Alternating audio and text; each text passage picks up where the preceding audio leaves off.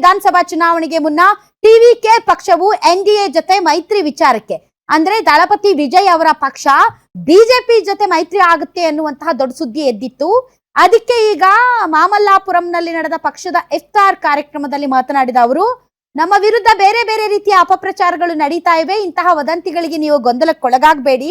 ನಾವು ಸದಾ ಸಾಮಾಜಿಕ ನ್ಯಾಯದ ಸಿದ್ಧಾಂತಗಳನ್ನ ಯಾವುದೇ ರಾಜಿ ಇಲ್ಲದೆ ಅನುಸರಿಸ್ತೇವೆ. ಅಧಿಕಾರಕ್ಕೆ ಬಂದರೆ ತಮ್ಮ ಪಕ್ಷವೇ ಸರ್ಕಾರವನ್ನ ಮುನ್ನಡೆಸುತ್ತದೆ. ಪಕ್ಷದ ಮೊದಲ ರಾಜ್ಯ ಸಮ್ಮೇಳನದಲ್ಲೇ ನಾನು ಹೇಳಿದಂತೆ ನಮ್ಮ ರಾಜಕೀಯದಲ್ಲಿ ಯಾವುದೇ ರಾಜ್ಯಕ್ಕೆ அவகாಶ இல்ல என்றிದ್ದಾರೆ. அதனால இங்க மறுபடியும் ஓப்பனா தெளிவா ஒரு விஷயத்தை நான் சொல்றேன். நாங்க எப்பவுமே மதச்சார்பற்ற கொள்கைன்றதுல அந்த ஸ்டாண்ட்லயோ மதச்சார்பற்ற சமூக நீதி என்ற அந்த நிலைப்பாட்டிலையோ எப்பவுமே சமரசம் வச்சுக்கவே மாட்டோம்.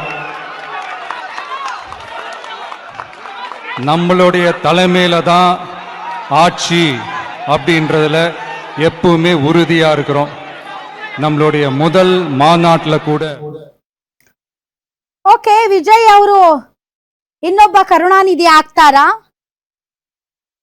ಇನ್ನೊಬ್ಬ ಜಯಲಲಿತಾ ಆಗ್ತಾರಾ ಕಾದು ನೋಡ್ಬೇಕು. ಬಟ್ ಅವ್ರಿಗಿದೆ ಏನು ಅಂತಂದ್ರೆ, ಈಗ ಇಫ್ತಾರ್ ಕೂಟದಲ್ಲಿ ಡೆಫಿನೆಟ್ಲಿ ಬಿಜೆಪಿ ಜೊತೆ ಹೋದ್ರೆ ಮುಸಲ್ಮಾನರು ನಮ್ಗೆ ವಿರೋಧಿಗಳು ಆಗ್ತಾರೆ ಅನ್ನೋದು ಅವ್ರಿಗೆ ಗೊತ್ತಿದೆ. ಹೀಗಾಗಿ ತುಂಬಾ ಸೇಫ್ ಗೇಮ್ ಪ್ಲೇ ಮಾಡ್ತಾ ಇದ್ದಾರೆ.